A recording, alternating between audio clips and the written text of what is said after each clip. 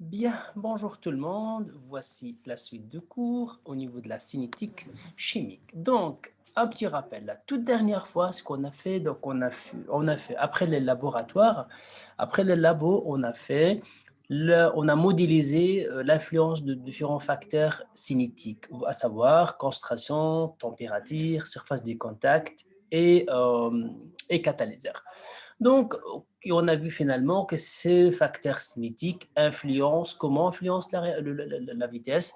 Ben, en favorisant au maximum des interactions entre le particule. Ben, en fait, le fait que les particules sont en agitation, plus agitées, ils rentrent plus en collision, ils rentrent plus en contact.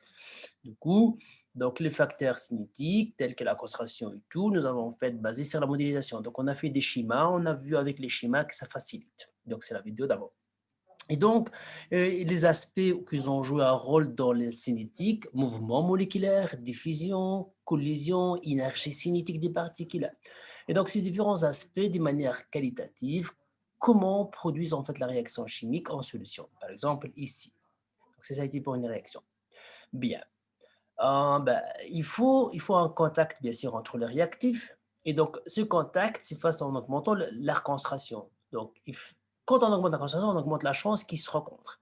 La réaction est donc plus rapide. Donc, un grand nombre de fréquences de collisions entraîne une plus grande vitesse de réaction, tandis qu'une diminution de nombre de collisions provoque une diminution de vitesse, de la vitesse. Quand on regarde ici, entre ces deux-là, bien sûr, si on a plus de chances que ce troisième. Donc, on peut comparer ça au nombre de boules, en fait, sur une table de billard, et où on peut comparer à l'heure de pointe, ici, sur le queue, en fait, de la gare. Bien sûr, on rentre plus en contact. Quelque chose que vous devriez aussi savoir, c'est pas parce qu'il rentre en contact que cela, ça va marcher. C'est comme vraiment en self-défense, c'est pas parce que vous passez un coup à quelqu'un que la personne va tomber par terre. Ben, il faut que, bien sûr, que le coup soit, bien sûr, efficace et vraiment là. Donc, c'est pour ça, on va ici attaquer la suite, ce qu'on appelle des collisions efficaces. En gros, c'est quoi une collision efficace? C'est ça ce qu'on va essayer de comprendre ensemble. Donc, la collision efficace mène à pas toute collision n'y mène pas de réaction. Donc, pour que celle-ci se produise, la collision doit être efficace. Vraiment, elle doit vraiment donner des résultats.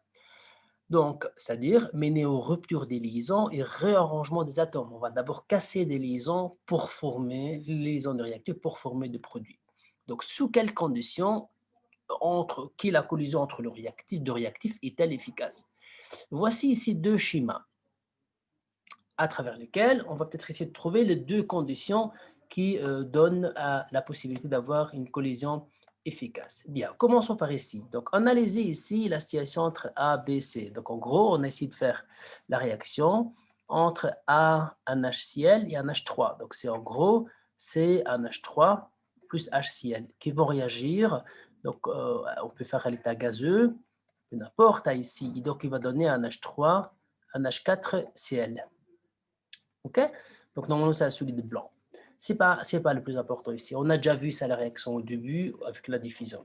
En gros, si on veut que ça réagit avec ça, on regarde. Donc, j'ai mis ici trois situations. La situation A et la situation B, on vous dit que ça ne donne rien. A, c'est logique parce que les deux sont le même, ça ne va pas marcher.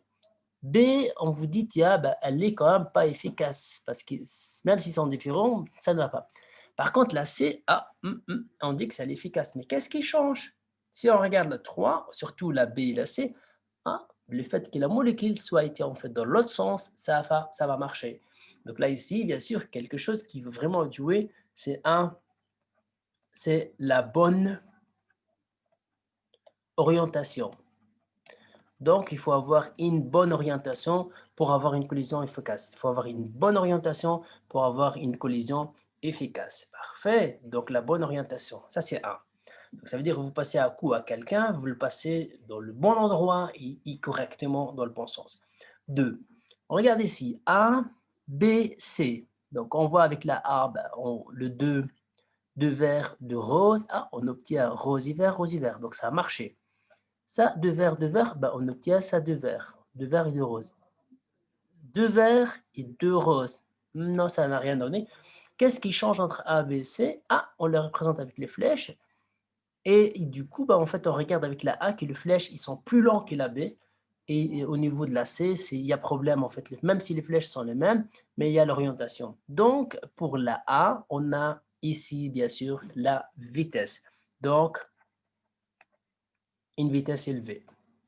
La vitesse est grande. La vitesse est grande. Donc, si on veut qu'elle arrive encore ça. Donc, pour avoir une collision efficace, il faut 2. Donc, ça et ça, si vous avez ces deux-là, donc on a une collision efficace. D'accord, je comprends maintenant. Ça va? Donc, une collision efficace, c'est quand il y a deux conditions, la bonne orientation et la vitesse, la rapidité, la densité. Quoi. Bien. Donc, si ces deux conditions-là sont présentes, ça marche. Bien. La suite maintenant, une fois qu'il rentre en collision, une fois que la collision est efficace, qu'est-ce qui va se passer? On va voir. Qu'est-ce qui se passe-t-il au niveau moléculaire lorsque les deux réactifs entrent en interaction au moment de collision? Et en fait, ça se passe comment? Les réactifs, ils font quoi en gros? Ok, ils rentrent en contact, mais voilà. Pour répondre à la question, on va faire un exemple. C'est un chouette exemple. Et l'exemple consiste à faire quoi? À une activité. Donc voilà, l'activité, ça a été réalisé en classe avec les autres groupes, mais on vous montrera les résultats tout de suite. Donc on va ici, on va faire une expérience avec cette réaction. Je peux le réécrire ici. Donc, on va faire ici CH3CL plus OH qui donne, si vous remarquez là, ce que remarque ici, quand on a simplement remplacé, on a remplacé le chlore par un OH. C'est pour ça qu'on appelle ça une substitution. Donc, le mécanisme correspond à un état que réalise en fait initial étape avant de former de produit final. Donc, on a ici ça. Ils vont rentrer en contact, on va le dessiner. D'ailleurs, c'est un carbone avec 3H et un chlore. Carbone, 3H et un chlore. Ah ouais, donc ça c'est quoi? Ça vous rappelle quelque chose?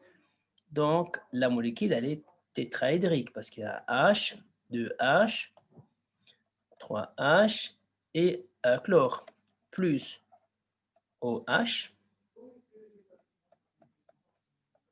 Donc, il y a un signe moins. Et puis, qui va donner 1, 2, on peut mettre ça comme ça, OH et un chlore avec un signe moins. Donc, si je le dessine comme ça, vous n'êtes pas obligé de dessiner, bien sûr, dans ce sens-là, mais au moins, vous devrez quand même savoir que tétraédrique, celui-là. Bien, si je vous donne ceux deux-là, et je vous demande comment voulez-vous que ceux deux-là rentrent en contact pour avoir une interaction, pour avoir une réaction, pour pouvoir passer. Donc, pour passer d'ici à ici, il faut qu'on exerce une collision efficace. Vous voyez l'activité? Donc, je vous donne maintenant, je vous montre le modèle. On fait le modèle d'essai et le modèle d'essai, on va les voir. Donc, pour voir ça, donc on va aller voir la vidéo qui a été réalisée par notre élève. Donc, voilà, la première chose ici, donc on a ici CH3. Le OH et le H. Ok. Lié au... Donc là, vous avez ici le OH et l'autre molécule, ils vont tenter. Je recommence. Je laisse le OH et le HCl. Le OH il va se ramener et essayer un peu partout de se lier au HCl jusqu'à arriver à là. Jusqu'à arriver à un endroit où la collision est plus accessible. Parce qu'il voyez, donc il va tenter plusieurs choses, il sur le côté ici, sur le côté là, là, mais c'est pas efficace parce que c'est vraiment pas orientation, bien orienté. Et une fois qu'il vient au bon endroit, ça va être instable, du coup, ils vont devoir essayer de trouver une solution, il y a un frappant, lui, il va partir. Ok, donc là... lui, il va partir. Donc en fait, au moment de choc, et c'est comme vous remarquez ici, donc le O va coller avec le carbone et il y a encore le chlore. Mais donc en fait, notre carbone noir, il fait une liaison, deux liaisons, trois liaisons. Encore l'autre H, ça fait 4 et un oxygène 5. Donc ça reste un état instable en fait parce qu'il fait 5 liaisons. C'est pour ça qu'on appelle ça l'état intermédiaire. C'est pour ça qu'elle parle de la stabilité. Trouver une solution, il y a un frappant, lui il va partir. il va l'obliger de frapper et traiter. Et puis, à un moment donné, l'oxygène, il va s'accrocher au carbone. Et bien sûr, le carbone, il va adapter sa géométrie parce qu'il fait 4 liaisons. Sa géométrie est tétrahydrique. À nouveau. Et en frappant, les voilà, os se mettent de l'autre côté et il peut faire une liaison avec le OH et le HCl. Le OH il va se ramener et essayer un peu partout de se lier au HCl jusqu'à arriver à là. Il va bien se lier. Après, il va être collé là, mais sauf que ça va être instable. Du coup, ils vont devoir essayer de trouver des solutions. Et en frappant, lui, il va partir. Et après, en frappant, les os se mettent de l'autre côté et il peut faire une liaison avec Allô. Bien, donc on reprend. On va essayer de dessiner ça. Donc, ce qu'on va dessiner ici, c'est l'état de transition. Donc, on a le produit, on a le réactif, on a le réactif, on a le produit, et entre les deux, on va dessiner juste l'état de transition. C'est au moment où le carbone fait ses 4 liaisons. Normalement, c'est là, elle rentre, ça, elle sort. Et donc là, il y a toujours le chlore, et de l'autre côté, il y a toujours l'oxygène. Et du coup, là, normalement, ça, c'est, c'est le triangle. Ça, c'est le plan perpendiculaire à l'écran, ça va. Et donc là, ça, c'est un état, on appelle ça l'état intermédiaire et l'état de transition, ou on appelle ça complexe activé. C'est juste parce qu'en fait, c'est au moment où tout est collé. R, hop, ça ne dure pas très longtemps et pas après, il rend au produit. Donc, comme on a dit tantôt, au niveau de stabilité, lequel est plus stable à votre avis ici? Parce qu'on va vers une stabilité de quoi en fait c'est plus stable. Là, c'est moins stable. Et là, c'est le moins stable en fait. Parce que, comme vous le voyez, carbone, il est apposé de faire 5 liaisons. C'est un état de transition, c'est un état de passage. Et donc, elle ne résistait pas trop longtemps, elle ne restera pas longtemps. Donc, elle n'est pas stable, elle n'existait pas en réalité. Juste quelques vraiment fractions de seconde. Ça dépend du mécanisme. Donc, question énergétique, on va vraiment ici faire ça. Donc, oui, avant tout, comment on est arrivé à raisonner comme ça? Ben, on a dit, tenir compte en fait quelques critères. Un, ben, c'est la géométrie. Donc, si vous ne connaissez pas la géométrie, vous n'y arrivez pas à faire tétraédrique et autres, la géométrie correcte. Donc, on a respecté la géométrie. Deux, on a respecté la bonne orientation ou le sens d'orientation. Ça veut dire qu'on attaque par l'endroit le plus accessible et tout. Et 3, on s'intéresse, ou le sens d'orientation, s'intéresse ici plutôt à quoi aussi? À la stabilité ou le respect de valence, ça va? Donc, respect de valence, savoir que le carbone fait 4 liaisons, respect de valence ou la stabilité, quoi. Sinon, pourquoi on n'a pas arrêté à l'état intermédiaire? Parce qu'on sait que c'est 5 carbone, il fait 5 liaisons, c'est pas possible, quoi. OK. Quant à l'annexe 8 ici, on la rejette. Et puis, on va essayer de dessiner ça avec la stabilité. Comment? Donc, on a dit ici donc, le réactif. On va faire l'énergie. Là, en fait, c'est l'énergie potentielle en fonction de le temps de progression, le temps de réaction. Le temps de réaction au temps, le temps de réaction au temps de, le temps de la réaction au temps de réaction. On parle d'une réaction ici. On a 3 choses à présenter. On a le réactif, le produit, l'état intermédiaire. Donc, on a dit tantôt que le réactif sont ici, par exemple, R. Donc, le réactif, par exemple, ici. Les produits sont moins stables, du coup, ils possèdent moins d'énergie, parce qu'ici, ils sont plus stables. Et puis, entre les deux, l'état intermédiaire, qui, elle, c'est vraiment l'état le moins stable. Du coup, ça va faire une barrière comme ça. Donc, ça, c'est l'état intermédiaire, l'état de transition ou complexe activé. Complexe activé. Il y a certaines définitions. L'auteur de la bosse, on appelle ça EA, l'énergie d'activation. On va revenir ça dans le texte en dessous. l'énergie d'activation. Et puis, d'autres choses, la différence entre EA, entre les niveaux de réactifs de notre produit, ça vous rappelle quelque chose, c'est delta H, l'énergie, l'enthalpie, qui est égale à HP moins HR. HP moins HR, ici, c'est négatif, parce que ça, c'est plus bas que l'autre. Donc, ici, on est au cas d'une réaction exothermique. Dans un autre exemple, j'ai dit, supposons que le produit était supérieur au réactif. Ça va? Supposons qu'on est ici. Donc, ça veut dire que ça, vous aurez un autre diagramme qui se présente comme ça. Et là, vous allez avoir un niveau différent, c'est-à-dire à delta H plutôt ici.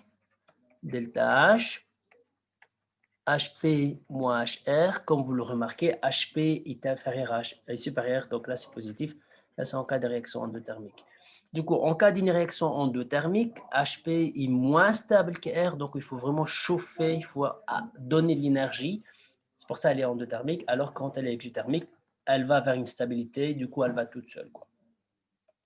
Sur la base graphique, d'une analogie avec l'ascension d'une côte par un cycliste ayant pris de l'élan, par exemple, on arrive à conclure qu'au cours de la réaction, donc au cours de la réaction, l'énergie cinétique, au cours de la réaction, l'énergie cinétique est convertie en énergie potentielle. En énergie potentielle, l'énergie cinétique, afin de pouvoir franchir la barrière d'activation, c'est l'auteur de la bosse, c'est la barrière d'activation. L'énergie minimum moyenne nécessaire pour atteindre l'état du complexe activé peut être déterminée expérimentalement. Donc, c'est ici, on peut déterminer, une fois qu'on a le graphique, déterminer expérimentalement, et avec une autre formule, avec la constante et autres. Et la variation d'énergie potentielle entre le réactif et le produit, ça, réactif-produit, ben, ça donne ce qu'on appelle l'enthalpie de réaction. Okay? C'est comme je l'ai indiqué au-dessus.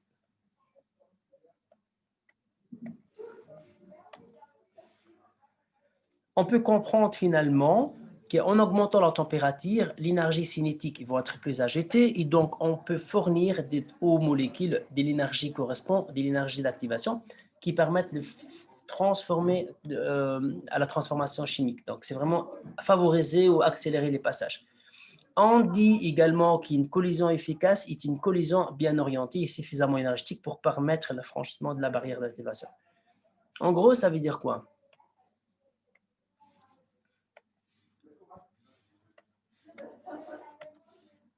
Ça veut dire quoi? En gros, quand on a ici de l'énergie, on va aider donc normalement, il n'y a que la collision efficace qui va pouvoir franchir. Donc, le fait d'avoir augmenté la possibilité de collision, on augmente la possibilité d'avoir de collision efficace et du coup, on augmente la possibilité de la réaction, la vitesse d'une réaction. Bien, autre chose, quelque chose de magique. Ça, c'est pour concentration, surface de contact et la température. Quand on fait ce 3-là, ils vont augmenter le nombre de collisions. Du coup, la chance d'avoir une collision efficace est plus élevée. Par contre, l'autre facteur qu'on avait à la fin, c'est le catalyseur. Souvenez-vous, le catalyseur, c'est cette substance magique. Elle va juste aider, accélérer la réaction et sans être consommée et qui va être régénérée vers la fin. Comment le catalyseur fait? Eh bien, ce n'est pas une blague, mais le catalyseur va réduire l'auteur de la bosse. Ça veut dire pour une réaction catalysée, l'auteur il sera plus bas ici. Et là, l'énergie d'activation, elle est plus petite. Donc pour la bleue, réaction catalysée. Eh oui. Donc, catalyseur, il ne va pas augmenter les chances d'avoir une collision efficace parce qu'il réagit autrement. Il va modifier le mécanisme pour réduire l'état de tension. Du coup, le passage va être plus accessible, plus facile. Donc, avec les interactions, on passe plus facilement. Donc là, on favorise plus des passages, du coup, on favorise plus des réactions et du coup, la réaction va être plus rapide. Ok, donc ça, c'était vraiment l'objectif de faire cette partie. C'est pour ça, maintenant, c'était ça, comment expliquer la violence catalyseur. Et du coup, son rôle est, il abaisse l'énergie d'activation, il augmente par conséquence les collisions efficaces. Donc, en fait, voilà, les collisions qui peuvent passer sont efficaces, elles sont plus faciles. On a déjà fait la réaction avec l'eau oxygénée, c'est-à-dire décomposition de l'eau oxygénée. Et ici, A, c'est une réaction non catalysée, et la B, c'est une réaction catalysée. Pourquoi ces deux bosses? Ça, vous ne tracassez pas trop. Simplement, moi ici, j'ai pris les graphiques corrects. En fait, en réalité, il fait deux bosses, mais que ce soit une bosse ou deux bosses, elle restera plus faible que A. Du coup, le passage ici est plus rapide que franchir vraiment la A, quoi. Vous voyez ce que je veux dire?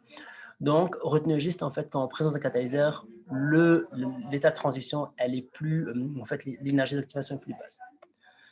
Pour conclure maintenant, donc en résumé, nous comprenons que le catalyseur possède plusieurs caractéristiques. Il diminue l'énergie d'activation pour permettre à un plus nombre de particules de réagir.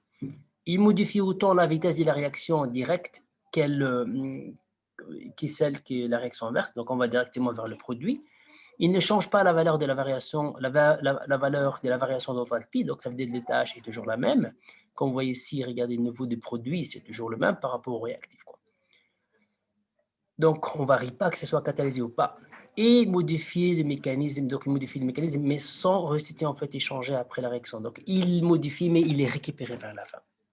Ça reste une substance pour moi bien magique. Bien.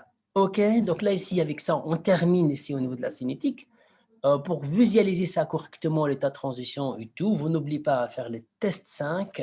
Ces tests 5 va vous permettre, avec une animation, visualiser l'état de transition et répondre aux questions. Et donc, il y a une synthèse générale. Et avec ça aussi, je pense que je ne l'ai pas ici, mais il y a des questions. Vous l'avez aussi dans vos notes à vous. À cette page-là, vous avez encore 2 exercices. Faites les exercices. Je pense que je n'ai pas le bon note ici, mais ce n'est pas grave. Donc, je ne l'ai pas inséré là, mais vous avez encore 2 exercices. Faites la question 1 et la question 2. Juste dernière feuille de notes de cours. Je compte bien sur vous pour le test 5 et les tests 6 pour mardi prochain. Voilà, voilà.